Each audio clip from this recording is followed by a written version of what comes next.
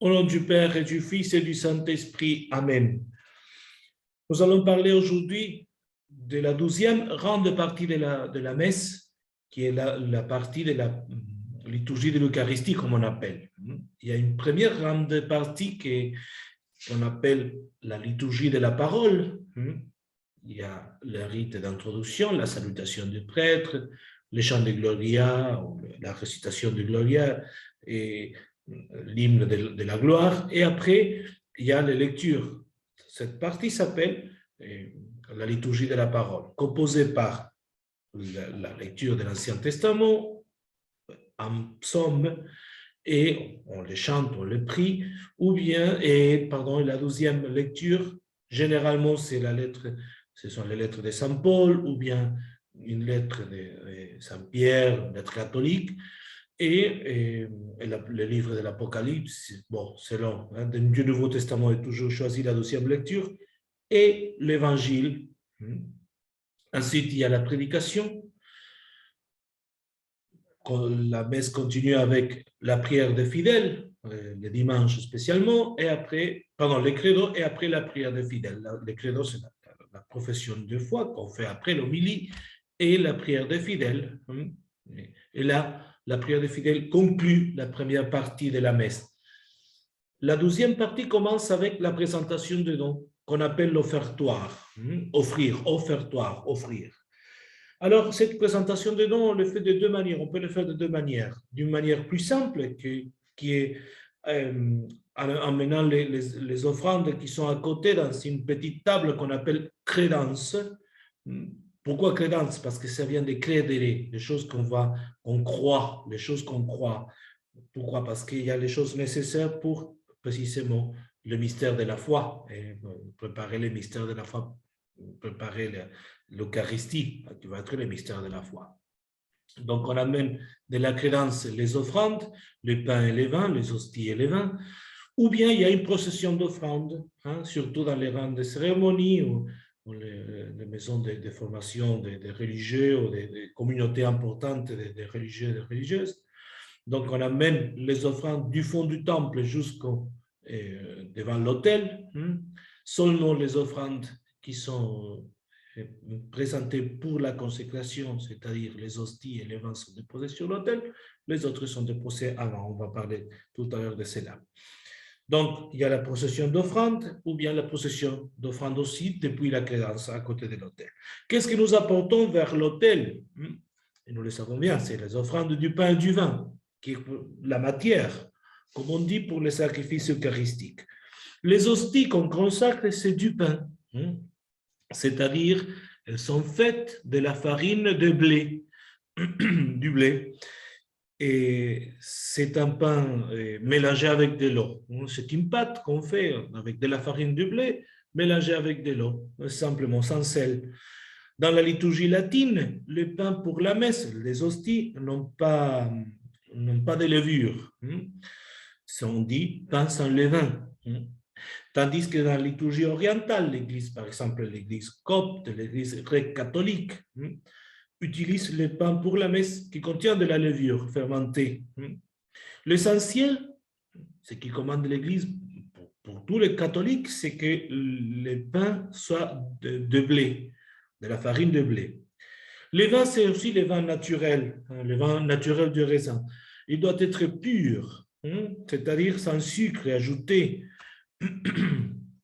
sans aucun mélange d'autres substances qui ne soient pas et qui soient étranges au vin, sans sucre ajouté, ou bien d'autres substances qui aident à la conservation du vin. On ne peut pas mélanger d'autres substances. Le vin doit être pur et naturel. Pourquoi nous consacrons du pain et du vin à la messe et pas d'autre chose? Pourquoi nous voudrions consacrer les hosties et les vins, les pains et les vins pour la messe? C'est parce que le Seigneur l'a voulu de cette manière. Pensons qu'au moment de la dernière scène, il y avait aussi d'autres aliments sur la table. Pourtant, le Seigneur n'a pas choisi, par exemple, les herbes amères ou bien l'agneau pascal. Il a choisi que les pains et les vins pour consacrer. Le Seigneur a utilisé donc cette matière et nous respectons c'est une décision du Seigneur, la volonté du Seigneur. Et si quelqu'un voudrait célébrer la messe avec une autre matière, directement, il ne ferait pas une messe. Il ne pourrait pas célébrer une messe. Hein. Il ferait comment on dit, l'imitation d'une messe, mais ce n'est pas la messe. En plus, il irait contre ce que l'Église tient comme dogme de foi, qu'on doit utiliser du pain et du vin pour la messe. Si quelqu'un voulait changer la matière, il n'agirait pas seulement contre l'Église, mais il rabaisserait aussi la volonté, même la volonté du Seigneur, qui fait toutes les choses de façon excellente, comme dit la théologie. Si le Seigneur l'a voulu faire de cette manière, hein, de choisir le pain et le vin, c'est parce que c'est la meilleure façon, la façon la plus excellente pour le faire. Il faut connaître cela bien pour discerner. Hein. Dans ce monde, il y a toujours ceux qui pensent s'adapter un peu à la mode, de choisir et de renouveler les choses. Il y a des choses qui sont essentielles, qu'on ne peut pas toucher, dans la matière du sacrifice eucharistique, hein, le meilleur don que nous avons dans ce monde. Par rapport à la matière du sacrifice, nous pouvons voir quelques aspects et dire pourquoi le Seigneur a choisi. Non? Le pain et le vin sont des choses simples, résultat du travail de l'homme. Et on peut dire que ces éléments aussi sont cuits, hein, c'est de la matière cuite. Même le vin a besoin de sa chaleur naturelle pour être fermenté, le vin. Hein. Et évidemment, le pain passe par le four pour être cuit. Donc, ce sont des choses cuites. C'est le travail aussi de l'homme. Pas seulement la création, c'est l'homme qui participe à la création. Il y a un travail, la main de l'homme. C'est une matière composée par une multitude de grains, soit de blé, soit de raisin. C'est une matière double, comme pour un banquet. Dans un banquet, il y a la nourriture, mais il y a aussi le boisson. Et c'est un banquet, l'Eucharistie. Et pour cela que le vin vient donner cette note de fête. Et pour cela, le Seigneur a choisi plutôt le vin que l'eau. Il a choisi le vin pour donner l'image d'un banquet, la réalité, d'un banquet et d'une fête. Finalement, c'est une matière visible, on peut toucher, on peut voir, mais qui cache la réalité invisible. Et c'est pour cela que nous avons besoin de la foi, pour accepter ce qui se passe dans l'Eucharistie. Et pour cela, on chante après la consécration, il rend le mystère de la foi. Parce que c'est au-delà de ce qui est sensible à nous. Alors que le pain et le vin étaient choisis par Dieu, hein, et pour être la matière du sacrement de l'Eucharistie, il y a beaucoup de convenances, plusieurs convenances, c'est saint Thomas d'Aquin qui nous les donne. Ces convenances, pourquoi le Seigneur a choisi, saint Thomas d'Aquin s'est mis à penser, à réfléchir. Alors, il nous a donné plusieurs convenances, des raisons pour expliquer pourquoi le Seigneur a choisi cela. Bon. D'abord, parce qu'il signifie, ces deux éléments signifient le banquet spirituel, comme on a dit, et constitue ce sacrement. On vient de dire, la communion fortifie l'âme et fait réjouir, la faire réjouir de la présence de Dieu. Fortifie, nourrit et fait réjouir. Deuxième raison, c'est parce qu'il représente la passion du Seigneur. Le sang est séparé du corps du Seigneur. Vous voyez, les victimes de l'Ancien Testament, le sacrifice était accepté par Dieu lorsque les victimes versaient tout son sang. On séparait le sang du corps de la victime. Maintenant, la matière, ce qu'on consacre, c'est séparé. D'un côté, il y a le vin. Pardon, d'un côté, il y a le sang. Pour cela qu'on fait la conversion du vin dans le sang du Christ d'un moment, et avant on fait la conversion du pain dans le corps du Christ. Ce sont des éléments bien séparés. Pour cela, on ne consacre pas les vins et les pains mélangés, mais par séparés. D'abord les pains et après les vins. Troisième raison, c'est parce que ces sacrements produits dans l'Église et en effet que c'est l'unité, qui est bien représentée par ces multitudes de grains, soit de blé, soit de raisins. Hein? C'est l'unité, tous deviennent un. Donc c'est une image. Et dernière raison, parmi bien d'autres, évidemment, c'est la primauté de ces deux éléments, de ces aliments plutôt, parmi les autres. Ils sont les plus nobles, ils sont les principaux du règne végétal. On disait au début que les offrandes sont amenées à l'autel en procession.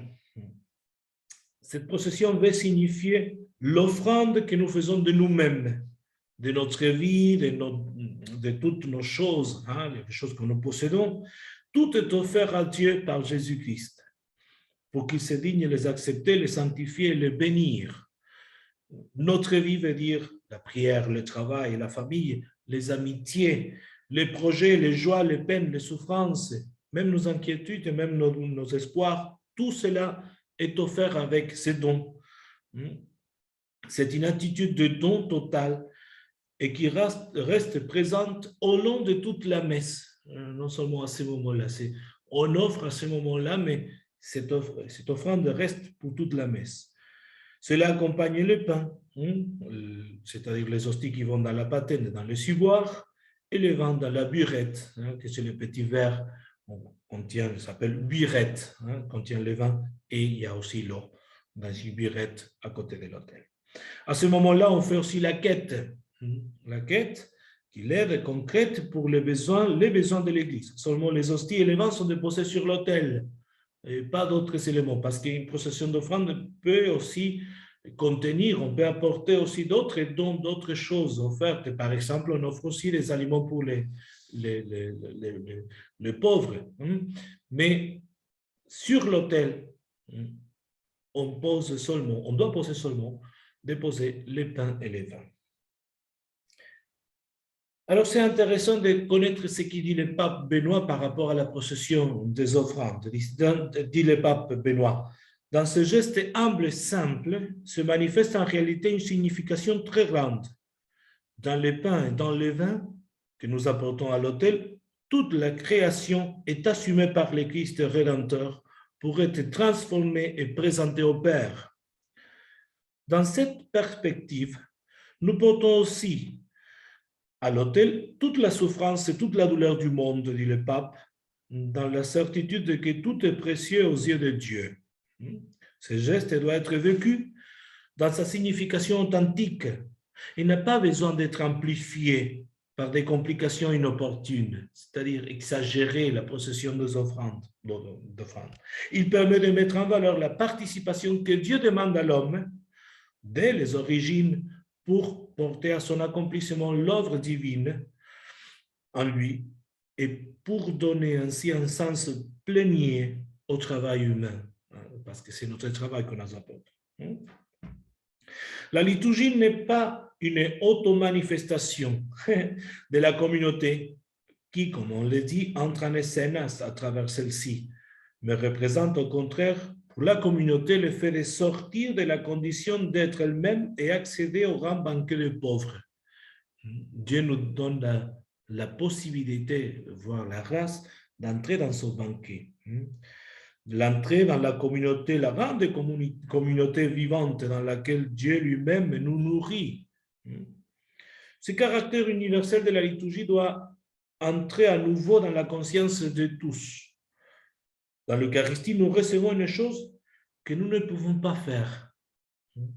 Mais nous entrons en revanche dans quelque chose de plus grand qui devient nôtre. Précisément quand nous nous remettons à cette chose plus grande en cherchant à célébrer vraiment la liturgie comme la liturgie de l'Église. Encore le pape. Qui est l'authentique sujet de la liturgie? C'est le peuple? C'est le prêtre? Non. La réponse est simple. C'est l'Église. Ce n'est pas l'individu ou le groupe qui célèbre la liturgie. Non. Ce n'est pas nous qui fabriquons, pour ainsi dire, nous faisons plutôt la messe. Non.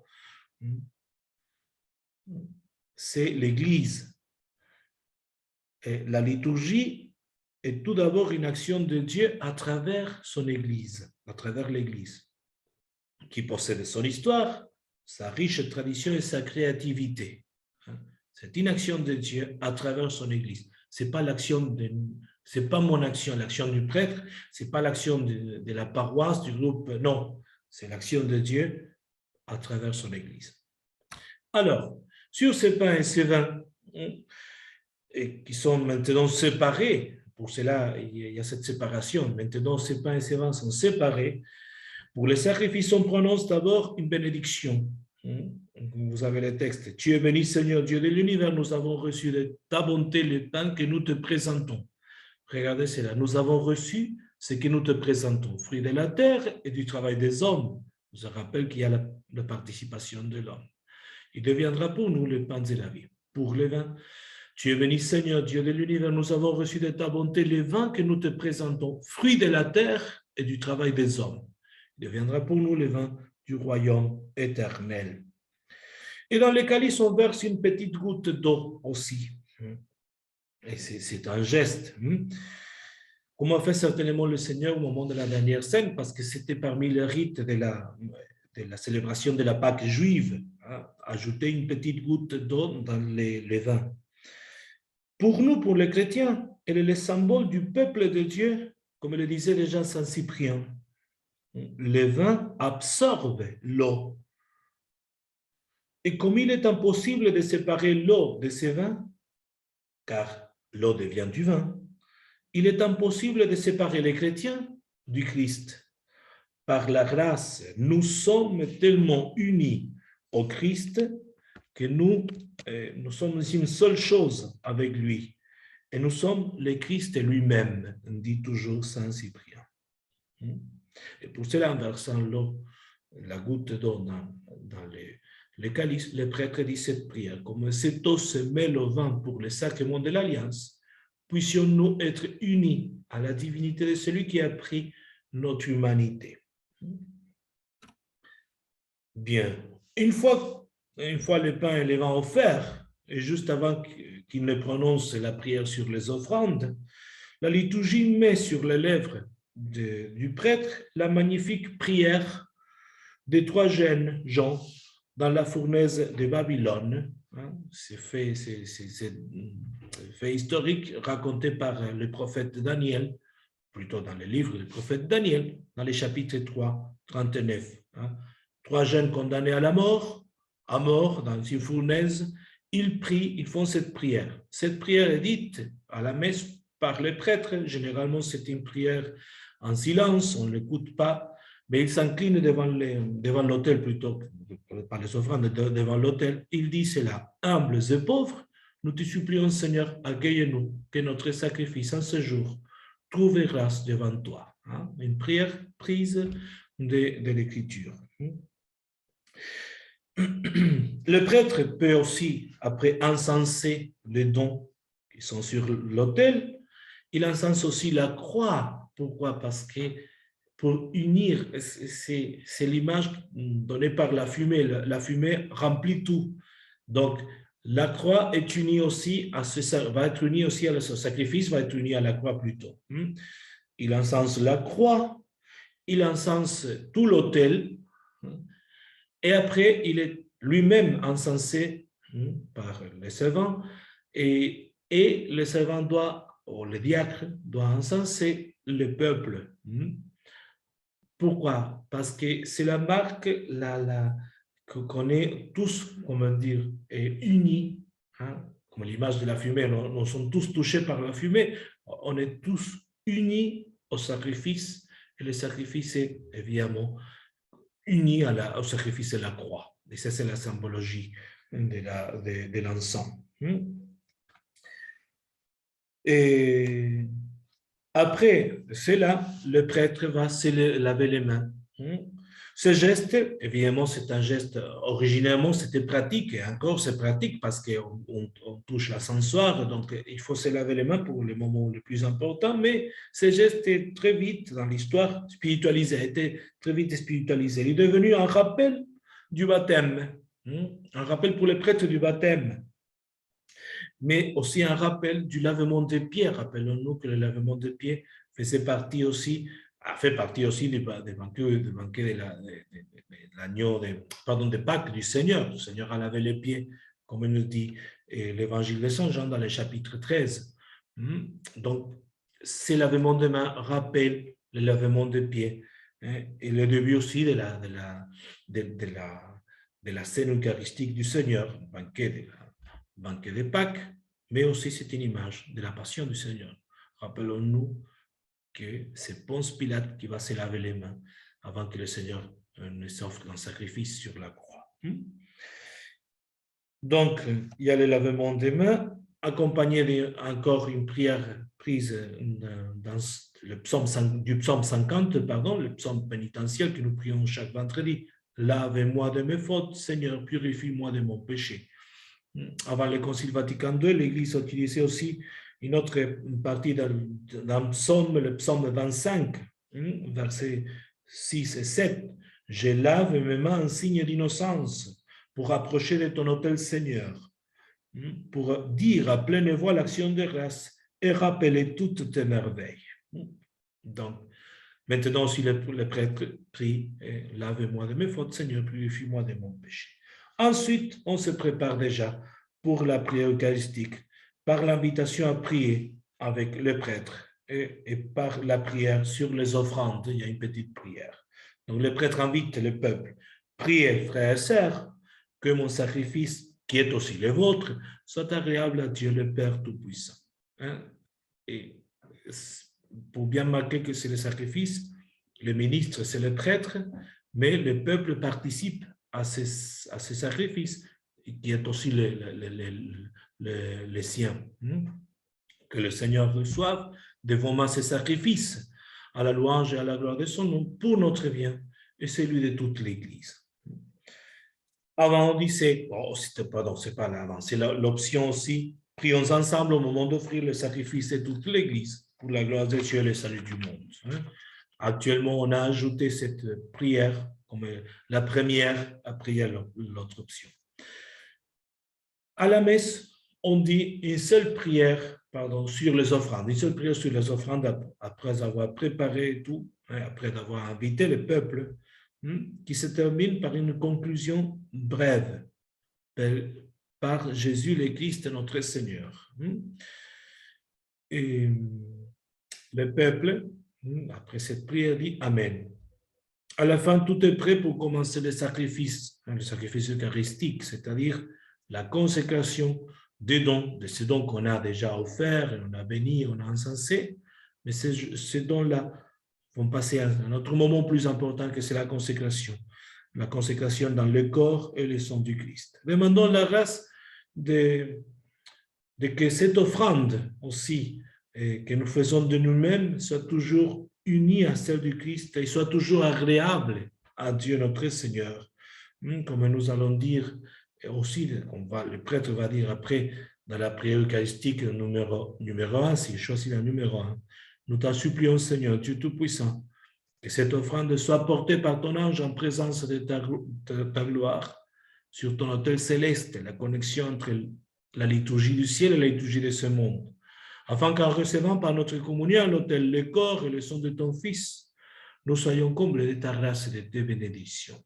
C'est la même grâce que nous demandons à la très sainte Vierge Marie pour nous préparer bien à célébrer toujours et à participer de la Sainte Messe. Au nom du Père et du Fils et du Saint-Esprit. Amen. Gloire au Père et au Fils et au Saint-Esprit, comme il était au commencement, maintenant et toujours, et dans les siècles des siècles. Amen.